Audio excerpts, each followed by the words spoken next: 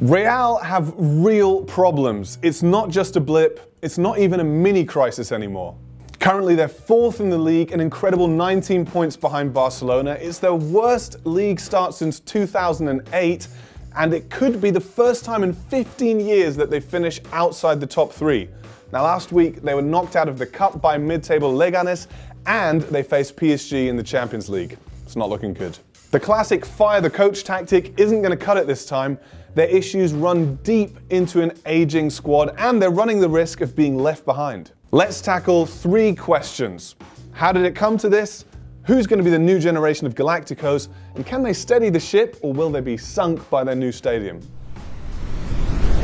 It started with a summer of sadness. Missed targets and silly sales meant that Real Madrid well and truly tanked in the transfer market. While PSG laid down some Galactico sums to snap up Neymar and Kylian Mbappe, Real signed just two players, left-back Theo Hernandez and midfielder Dani Ceballos, squad players at best. To make matters worse, they depleted their squad by getting rid of experienced players like Danilo, James Rodriguez, Fabio Coentrão and Pepe.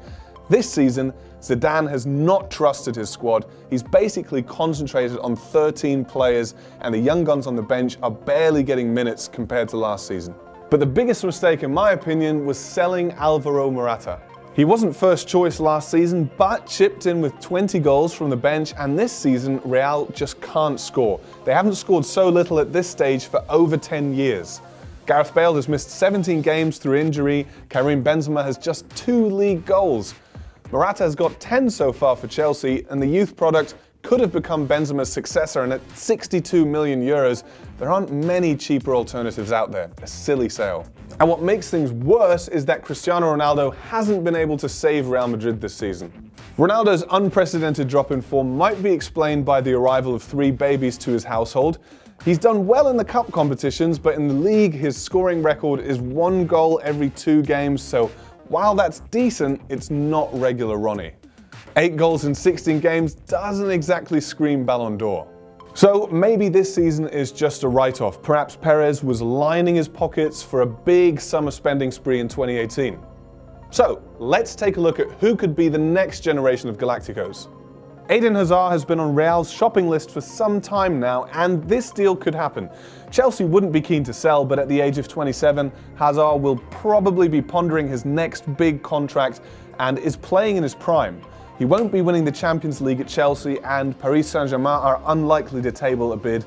Barca have already bulked up on wingers, so the only super club outside England that's left is Real. In recent weeks, there have even been rumours of Ronaldo heading the other way in a sort of swap deal. While that sounds outlandish, I'd say if Eden is keen, Real can get a deal done. They also might give good old Daniel Levy a call about his 2 prized assets, Harry Kane and Dele Alli. Now, it's unlikely both of these players will move, but the rumours just aren't going away. Dele Alli could slot into Madrid's midfield 3 as a younger, more dynamic alternative to Kroos and Modric. His recent dip of form may not decrease his price, but he could push for a move if Levy plays hardball. Harry Kane, on the other hand, is unlikely to resort to any antagonising methods in order to push through a move. The Spurs youth product loves life in North London, which leaves Real with just one option: up the offer until Levy gets weak. The fee here might be ridiculous. Kane is also much more likely to join them if Mauricio Pochettino takes over as Real manager.